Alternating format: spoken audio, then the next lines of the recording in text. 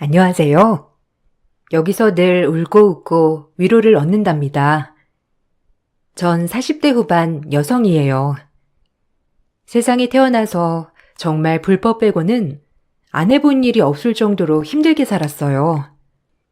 어려서부터 채워도 채워지지 않는 독처럼 왜 그렇게 가난했는지 부모님이 일을 하셔도 늘 돈에 허덕이는 삶을 사셨죠.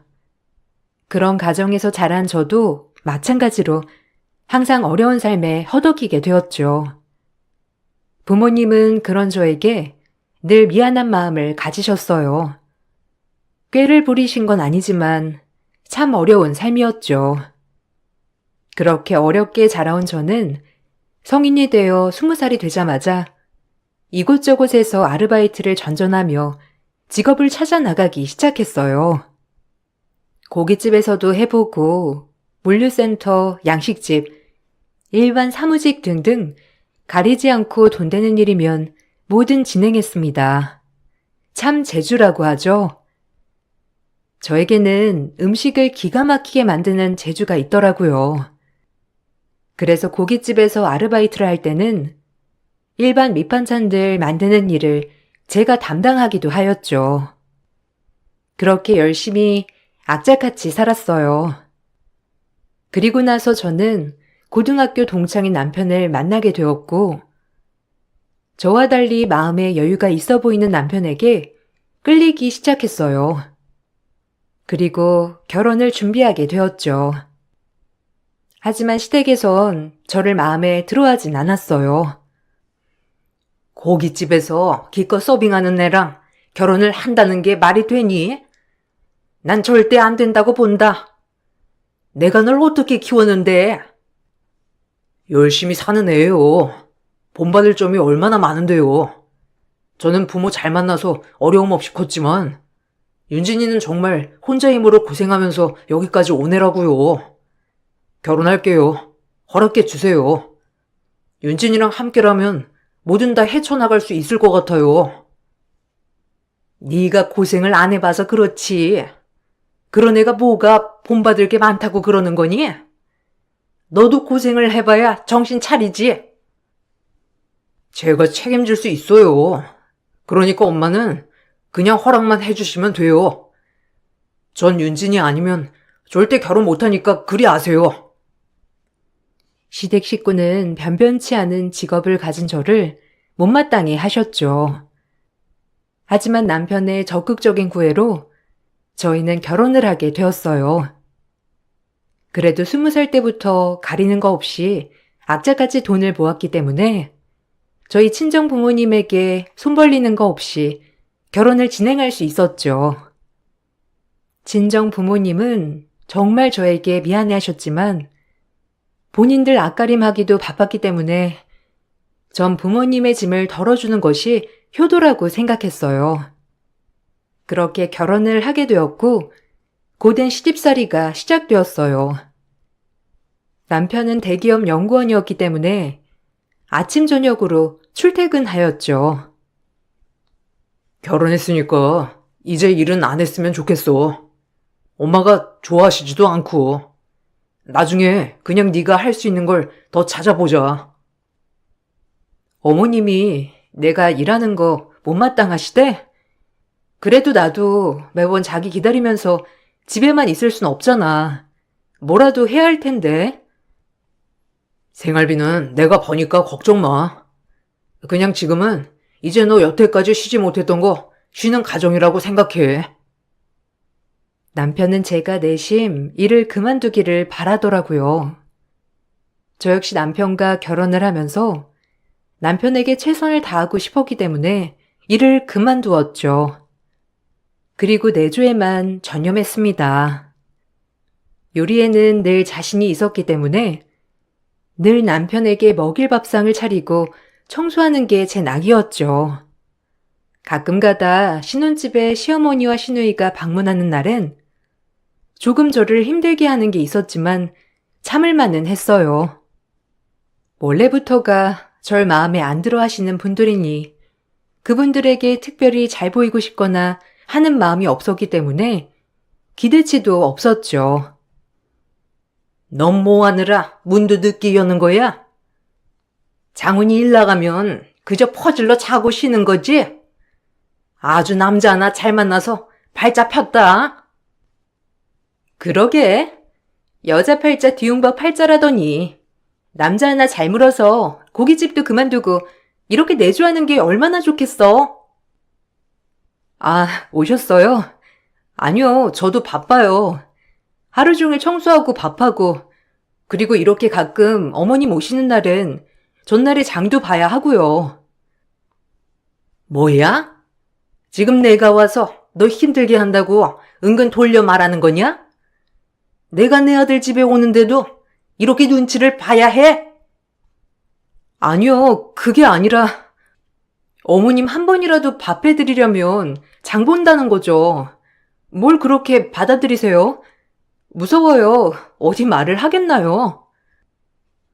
엄마, 새언니 은근 우리한테 눈치 주는 거야. 괜히 우리 때문에 장 봤다고. 참 어쩜 저렇게 말도 안 이쁘게 할까? 뭐기엔 뭐만 들린다죠? 그런 뜻 아니에요. 그냥 따뜻한 밥상 한 끼 차려드리고 싶어서 장 봤단 얘기예요. 오해 마세요. 시어머니는 늘 제가 하는 말을 고깝게 들으셨어요. 하지만 워낙 결혼 전에 반대가 굉장하셨기 때문에 그러려니 했습니다. 남편이 겨우 설득해서 한 결혼, 굳이 분란 만들고 싶지 않았거든요. 그렇게 시간이 지나고 저는 임신을 하였어요. 우리 아이만은 나처럼 살게 하지 않으리라는 굳은 다짐을 하고 얼마나 태교를 열심히 했는지 몰라요. 그리고 절대 저와 같은 상황을 만들어주지 않겠다고 내가 더 열심히 살아야겠다고 다짐을 했죠. 그렇게 첫째 아이가 태어났어요. 얼마나 예쁘던지. 남편과 저를 반반 닮은 아주 예쁜 아이였죠. 남편은 결혼 전같이 다정하진 않았지만 그래도 책임감은 강한 사람이었기에 가정을 잘 돌보는 사람이었어요. 그래, 이거 하나면 되었다는 생각으로 전 가정에 최선을 다했습니다. 첫 아이가 딸이 태어나고 시어머니는 딸을 낳았다며 이것조차 저를 못마땅히 하시더라고요.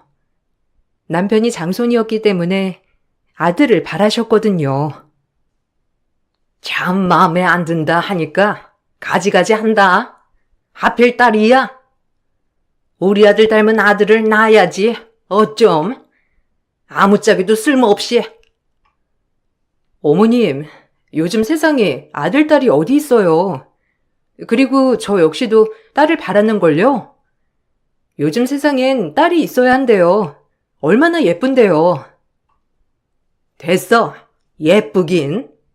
고슴도치도 지 새끼는 예쁘다더니. 다음번엔 아들 꼭 낳아야 해. 그것도 못하면 네가 이 집에 왜 있어? 그게 제 마음대로 되나요, 어머니? 보통 남자 쪽 유전자로 결정된다고 하는데 저를 탓하지 말아주세요. 그리고 이왕 이렇게 예쁘게 낳았는데 예뻐해 주세요. 혹시라도 애가 커서 상처받거나 하는 꼴 전 절대 못 보니깐요. 조심해 주셨으면 해요. 아이고, 아주 이젠 말대답도 꼬박꼬박 하는구나. 처음엔 그저 내내거리더니 이젠 아주 기가 살았어?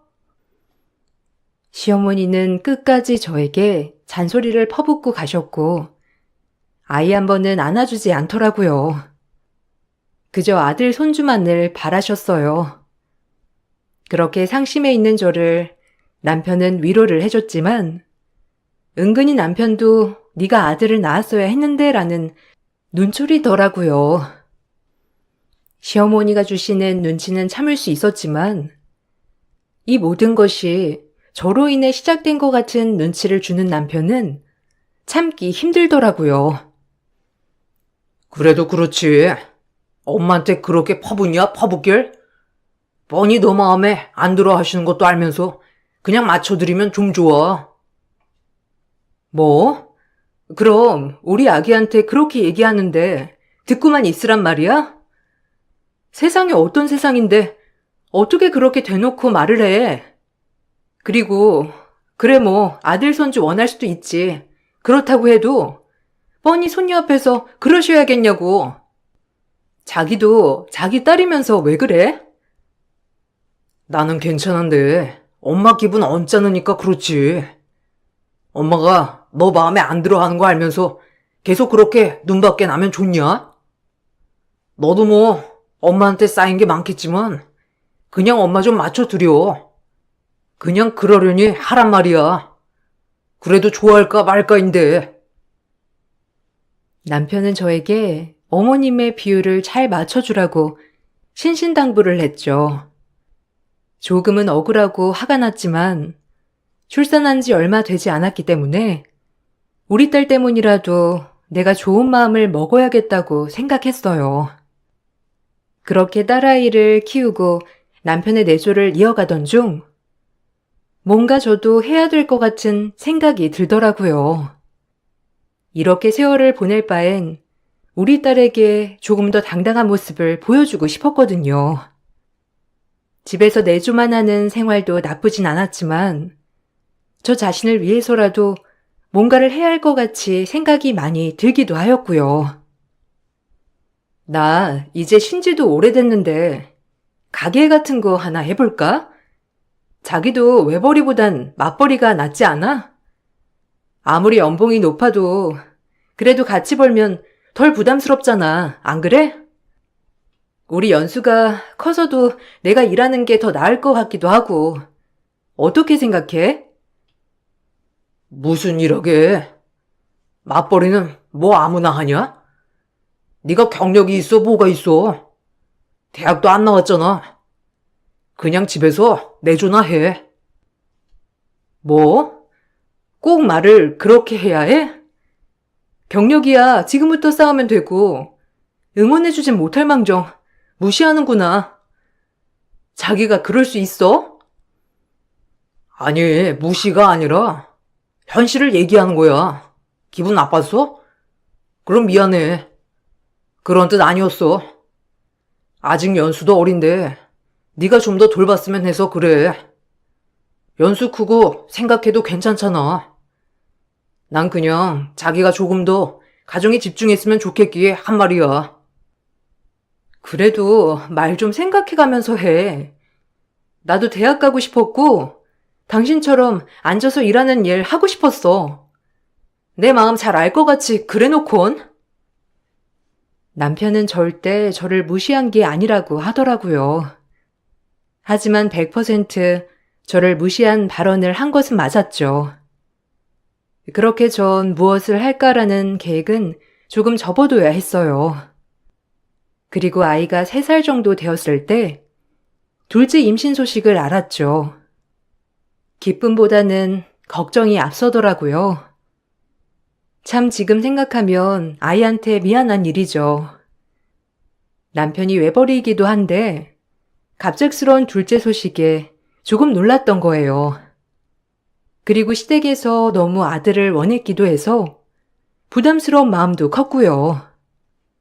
하지만 금세 마음을 다잡고 둘째를 예쁘게 키워내야겠다고 생각을 했어요. 그리고 남편에게 인밍아웃을 하는 순간 남편은 썩 좋아하지 않더라고요. 막상 이러니 실망스러웠어요. 지금도 힘든데 둘째까지? 아, 외벌이로 둘째까진 힘든데. 몇 주래?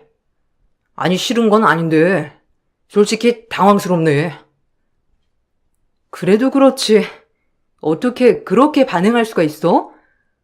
힘들긴 하지만 못 살 정도도 아니잖아. 정 힘들어지면 나도 일하면 되는 거고. 아, 그래. 미안해. 나도 모르게 그랬어. 그리고 그냥 걱정이 생겨서 그렇게 반응할 수도 있지 뭘 그렇게 화를 내. 요새 보면 너 화 되게 잘 내는 거 알아? 화 좀 그만 내. 내가 무슨 말만 하면 발끈이야 발끈이. 내가 무서워서 어디 말을 하겠어? 오히려 남편은 저에게 왜 이렇게 화를 내냐며 역정을 내더라고요. 그렇게 축복받지 못하는 둘째가 되었어요. 하지만 그런 생각도 잠시 무조건 사랑하고 예쁘게 키워주리라 생각하며 둘째를 낳았죠. 하지만 둘째도 딸이었죠. 전 오히려 형제가 동성이면 좋겠다고 생각했지만 시어머니는 첫째에 이어 둘째까지 딸 소식을 듣자 와보시지도 않더라고요. 아마 저도 미운데 아들까지 없으니 어머님의 분노는 극에 달해져 갔어요. 그리고 그 사이에서 남편이 힘들어했던 것도 사실이고요. 그렇게 살얼음판을 걸었죠. 아니 어떻게 밉다 하니까 어쩜 그렇게 미운 짓만 해? 시집을 왔으면 아들 하나 낳아야지. 둘째까지 딸이라니. 그게 마음대로 되나요? 그리고 요샌 아들보단 딸이 최고라고 하잖아요. 너무 그러지 마세요. 나중에 손녀들이 미워할라. 이혼해. 지금이라도 안 늦었다. 생활비고 이런 거 애들 키우는 거 다 내가 키워줄 테니까 이혼하란 말이야. 나 진짜 걔 보기 싫다. 아들 하나도 못 낳는데 내가 걔를 왜 봐줘야 하니? 결혼 전부터 뭐 하나 마음에 드는 게 있어야지. 어쩜 싫은 짓만 골라 한다니? 엄마, 어떻게 그래요? 제 자식을 둘이나 낳은 사람인데 저도 후회가 없다면 거짓말이지만 그래도 그건 아니에요. 내가 뭘 했니? 구질구질하게 살게 뻔했어 아주. 지금이라도 안 늦었어. 난 걔 보면 속이 뒤집힌다. 알겠어? 이혼해. 시어머니는 저와 살고 있는 남편에게 이혼을 종용하는 일도 많았어요. 그 정도로 절 미워하셨죠. 자식을 낳아도 전 인정받지 못하는 며느리였습니다. 전 그런 어머님이 원망스러웠지만 그냥 모든 세월이 해결해 주겠지라는 아니란 생각을 가지고 살았죠. 모든 부부가 그러하듯 아이를 낳고 살아보니 저희 사이도 무덤덤해지더라고요. 남편도 그렇고 저도 마찬가지고요. 서로 각자 생활하기도 하고 오히려 아들 때문에 살아가는 날도 있었죠. 전 그럴 때마다 너무 외로웠지만 제 아이들을 위해 지금 남편과 행복하게 살려고 노력했어요. 그리고 계속 전 제 앞날을 위해 뭘 하면 좋을지 알아보기도 하고 배울 게 있나 찾아보기도 했죠. 그러던 중 어렸을 때 일했던 고깃집 사장님이 저에게 제안을 하나 해주셨어요. 얼마나 고맙던지. 그만둔 지 꽤 되었는데도 말이죠. 아니, 오랜만이다. 아유, 어쩜 역시 잘 지내고 있구나. 애도 둘이나 낳고. 아니, 다름이 아니라 너 반찬 가게 해볼래? 네? 반찬 가게요? 에이, 제가 어떻게 아무리 음식 솜씨가 좋아도 그렇죠. 그런 건 아무나 하나요. 못해요. 돈도 그렇고. 시댁이 되게 잘 살지 않아? 진짜 자리가 너무 아까워서 그래. 남주긴 그렇고. 딱 네 생각이 나지 뭐야. 네가 음식을 얼마나 맛깔나게 잘했어. 안 그래? 내가 너 손맛을 알잖아. 딱 네가 할 거라니까. 애들도 크는데 같이 돈 벌어야지. 아, 제안은 감사한데요. 아직 애들도 너무 어리기도 하고 시댁돈이 제 돈도 아니고요. 일단 생각은 해볼게요. 감사해요. 전 적당히 사장님의 제안을 거절했어요. 하고 싶은 마음은 굴뚝 같았지만 아이들도 어렸고 남편과 상의가 필요했지만 남편은 분명 제가 반찬 가게를 한다고 하면 길길이 날뛸 것이 뻔하기 때문이에요. 남편은 제가 음식 파는 일을 하는 것을 좋아하지 않았거든요. 예전 숯불갈비 사장님이 나보고 반찬 가게 한번 해보라는데 어떻게 생각해? 나 음식 솜씨도 있고 그냥 내가 딱이라고. 뭐? 반찬 가게? 됐어. 그렇게 일하고 싶으면 컴퓨터 자격증 따고 경리나 알아봐. 무슨 반찬 가게야? 천박하게. 천박이라니. 당신 그럼 그동안 날 어떻게 생각한 거야? 나 고깃집에서 일할 때 만난 거 아니었어? 그동안 날 당신은 그렇게 생각한 거야? 아, 기가 막혀. 당신도 어머님이랑 똑같아. 그렇게 창피한데 나랑 결혼은 왜 했니? 아, 도대체 왜 했냐고. 그때랑 지금이랑 같아? 그때는 네가 어쩔 수 없이 했던 거지만 지금은 굳이 그런 일을 왜 하냐는 거지. 내 체면도 있는데. 남편의 말에 기가 막혔어요. 체면이라뇨. 본인 체면이 어떻길래 반찬 가게 하는 것을 가지고 그렇게 길길이 날뛰는지. 살면서 실망했던 일은 자주 있었지만 이번 일에 관해 남편에게 참 많은 실망을 했습니다. 그리고 남편은 또 한 번 덧붙이더라고요. 우리 애들 반찬 가게 딸내미들로 못 살게 해, 나는. 엄마도 허락 절대 안 하실 거고. 그런 생각 접어. 이런 걸로 스트레스 주지 마. 뭐? 스트레스? 자기 진짜 말 막한다. 자기 원래 이런 사람이었지? 내가 처음엔 몰랐던 거고. 그래, 그 어머니의 그 아들이겠지. 그 엄마의 그 아들이라니. 너야말로 말 막하지 마. 나 진짜 폭발할 거 참고 있으니까. 애들 때문이라도 그만해. 알겠어? 누군 너랑 이렇게 살고 싶은 줄 알아?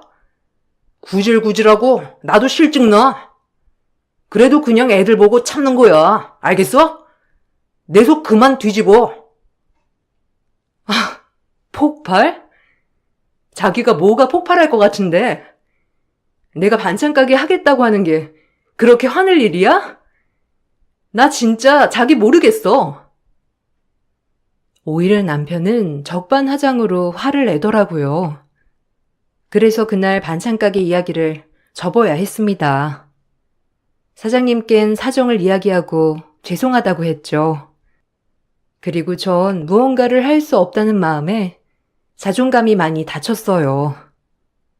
남편과 그렇게 대면대면하게 지내던 어느 날 시어머니 생신이 다가오고 있었죠. 시어머니는 저를 별로 좋아하지 않으셨기에 종종 저를 빼고 아이들만 데리고 오라는 말을 남편에게만 하였죠. 남편도 항상 아이들만 데리고 시댁에 가는 날이 많았고요. 그날도 남편과 아이들이 시댁으로 떠나고 오랜만에 얻은 자유부인으로 친구들도 만나고 맛있는 밥도 먹었어요. 그런데 정말 기가 막힌 일이 벌어졌습니다. 시어머니가 살고 있는 주택, 전 안 가본 지 꽤 되었지만 그 주택이 붕괴를 했다는 거였죠. 전 너무 놀라 그 현장으로 달려갔죠. 처음 그 소식을 접하고 제일 걱정된 건 남편과 아이들이었어요. 오늘 하필이면 시댁에 가는 날이었기 때문이에요. 전 집 앞에 다다랐을 무렵 털썩 주저앉고 말았습니다. 집은 정말 무너져 내려 있었죠. 시댁 식구들의 떼죽음이었어요. 붕괴가 너무 처참하다 보니 시체를 찾을 수 없는 지경까지 이르렀죠. 아마 건물이 무너지면서 시체가 갈렸다고 하더라고요. 말도 안 돼. 아니, 이럴 수는 없어. 연수야, 연우야, 여보. 아니, 어떻게 이런 일이 내 눈앞에서 일어나. 말도 안 돼. 어머머, 여기 며느리예요? 아유, 어째? 갑자기 집이 이렇게 무너질 줄 누가 알았어? 아유, 마음 좀 추슬러요. 아유, 어떡해? 거짓말. 아니, 우리 남편이랑 우리 애들이 이렇게 갈 리가 없잖아요. 안 그래요? 설마 이 튼튼한 집이 왜 무너졌겠어요? 아유, 어쩜 좋아. 시체도 못 찾나 보네. 붕괴되면 그럴 수가 있다던데. 내가 눈물이 나네. 아기 엄마, 진정 좀 해요. 이웃들은 저를 달래고 말렸어요. 전 그 붕괴 현장으로 저희 딸들과 남편을 찾으러 갔지만 워낙 심하게 붕괴되어 있었기 때문에 시신 한 조각 찾을 수가 없었죠. 그렇게 전 살아갈 의지도 희망도 다 잃었어요. 사랑하는 사람들을 눈앞에서 잃은 제가 어떻게 살아갈 수 있겠어요. 시체를 찾지도 못했기 때문에 실종이라는 단어를 써야 했습니다. 장례도 못 올려주는 죄인인 어미가 살아서 뭐 할까라는 생각이 들었어요.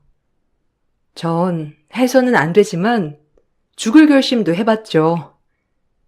하지만 마음대로 되지 않더라고요. 그렇게 폐인처럼 살아가고 있었어요. 마시지도 못하는 술에 의존한 채 말이죠.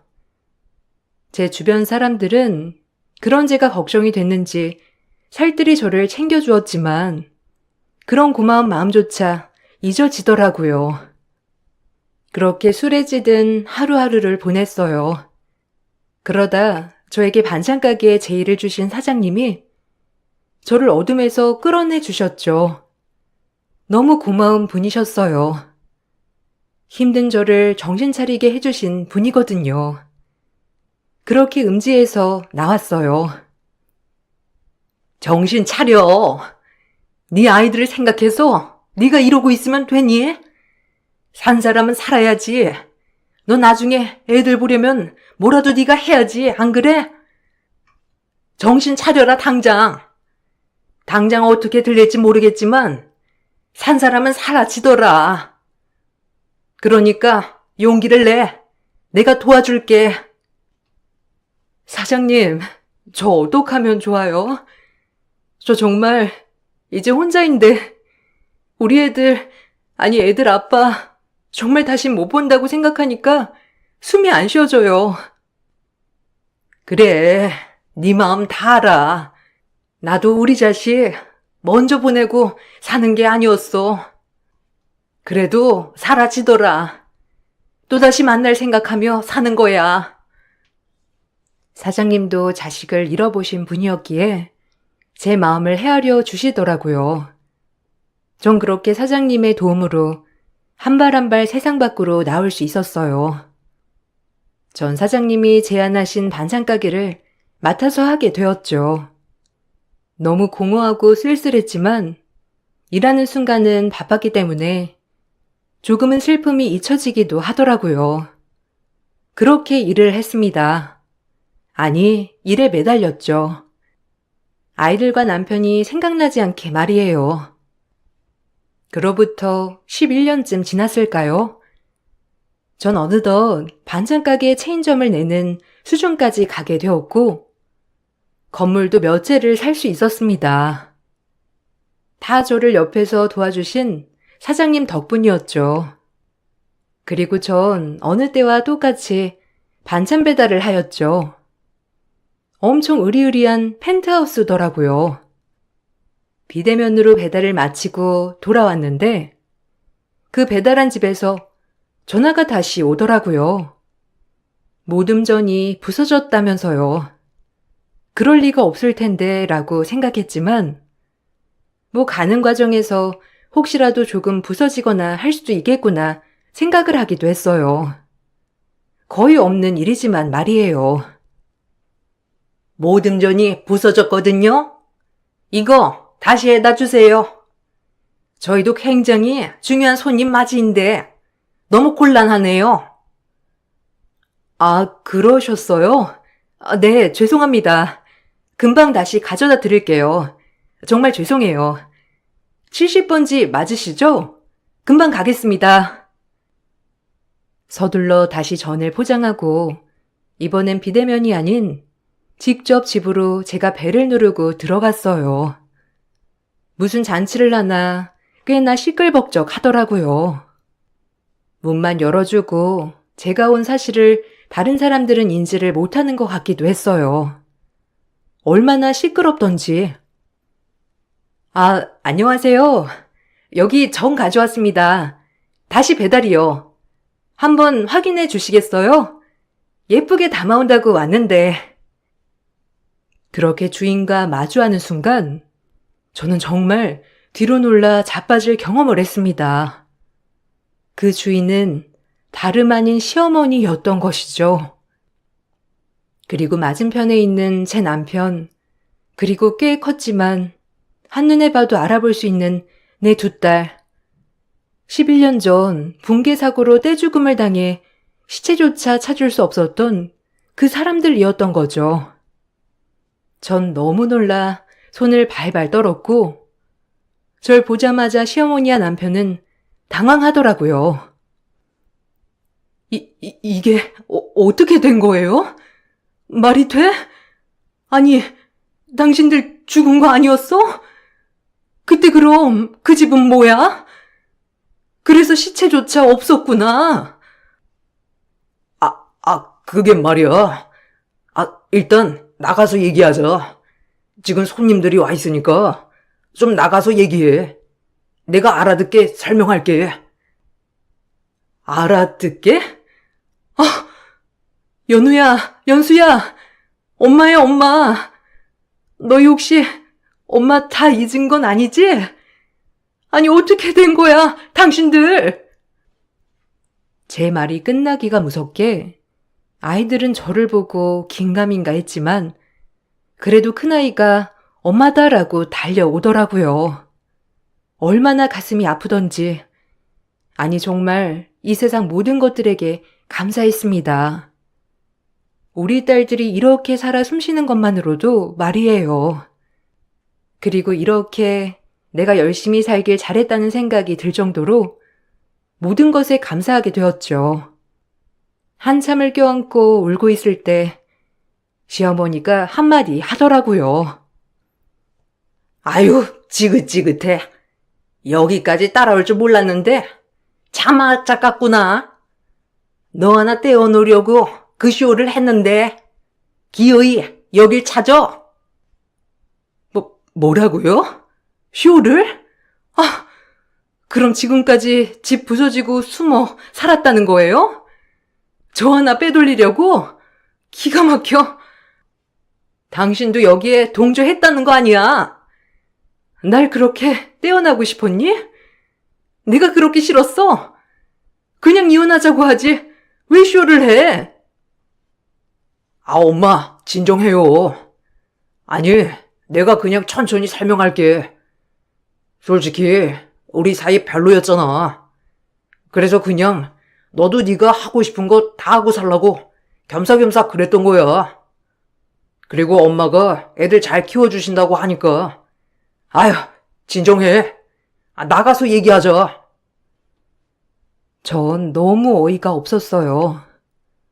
여태껏 저를 떼어내려 했던 말이라는 게 너무 소름이 돋았고 이게 다 남편과 시어머니 계획하에 한 일이더라고요. 워낙 재산이 많으니 이렇게 펜트하우스를 구하는 건 일도 아니었을 테고 그냥 제가 알아서 떨어져 나가주길 바랬더라고요. 그래도 아이들까지 이렇게 못 보게 살았던 세월을 생각하면 전 너무 화가 나 미칠 것만 같았죠. 전 시어머니의 뺨과 남편의 뺨을 내리쳤습니다. 순간 거기 손님들은 모두 저희 쪽을 쳐다보았고 전 그 손님들에게 버럭버럭 얘기를 하기 시작했죠. 네가 나랑 엄마를 줘? 미친 거 아니야? 아이씨, 엄마 괜찮아요? 어디 손찌검이야? 니까지 깨. 지금도 반찬 배달이나 하는 것 같은데. 넌 맞아도 싸. 이 마마보이야. 진작에 나한테 도움 한 번 되지 않을 거라는 걸 알고 있었지만 넌 참 쓰레기 같은 놈이야. 아빠 될 자격도 없는 마마보이. 내가 절대 용서 못해. 11년의 고통 속에 살게 한 죄 달게 받을 준비나 해. 알겠어? 이 정신 나간 놈아? 전 악다구니를 쓰며 소리를 질렀고 자연스레 모든 손님들은 저희에게 집중될 수밖에 없었죠. 그리고 손님들도 저희의 눈치를 살피며 웅성웅성 대더라고요. 그동안 저렇게 교양 있는 척, 품격 있는 척 하던 사람들이 이런 사람들이란 걸 알게 되자 말이에요. 여기 이 사람들이 얼마나 무서운 사람들인지 아세요? 저 하나 떼어내자고 11년 동안 죽은 척하며 숨어 살았던 인간들이에요. 우리 딸들 11년 동안 못 보게 하면서요. 여기 계신 분들도 같은 분들이신가요? 참 어이가 없어서 이렇게 무서운 인간들이에요. 어머머, 말이 돼 이게? 아니 그럼 지 자식을 11년 동안 못 보고 살았다는 거야? 어머머, 웬일이야? 아니 우리한테는 쟤들 엄마 죽었다고 했잖아. 어머, 그렇게 안 봤는데 무서운 사람이었네 진짜. 아니 어떻게 며느리를 떼어놓으려고 애들을 이렇게 철저하게 못 보게 해? 아유, 그러니까 미친 거 아니야? 애들은 무슨 죄고? 아유, 엄마는 무슨 죄야? 아유, 너무했다 정말. 장훈이 엄마 진짜 무서운 사람이네. 우린 가자고. 너무 소름 돋는다. 나 장훈 엄마 이렇게 안 봤는데 그냥 상종할 사람이 아닌 것 같아. 우리 모임에서 빼자고. 제 이야기를 듣고 손님들이 웅성웅성거리자 시어머니는 당황하셨는지 저에게 소리를 퍼럭 지르셨어요. 남편도 마찬가지고요. 그 손님들은 어머님이 자주 만나시는 사교계 모임이었죠. 아마 그 모임에선 영구 제명당하셨고 이미 이 바닥에선 소문이 날 대로 나버렸죠. 본인 발등을 찍은 것이 얼마나 웃기던지. 시어머니는 모든 잘못을 저에게만 돌리었죠. 뻔뻔하게 말이에요. 여기가 어디라고 유언비어를 퍼뜨려?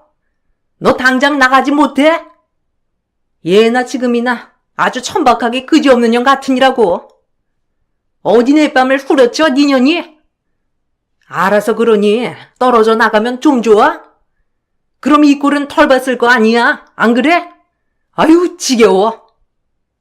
야, 이 미친 노인네야. 정신 차려. 그리고 네 마마보일 아들 새끼랑 너랑 내가 가만둘 줄 알아? 내 딸들 11년 동안 못 보게 한 죄, 그리고 나 이렇게 11년 동안 농락한 죄 달게 받을 줄 알아, 당신도. 그 죄 달게 받아, 알겠어?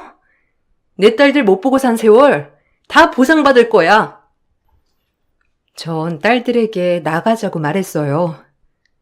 딸들은 절 11년 동안 보지 않았지만 냉큼 저를 따라오겠다고 하더라고요.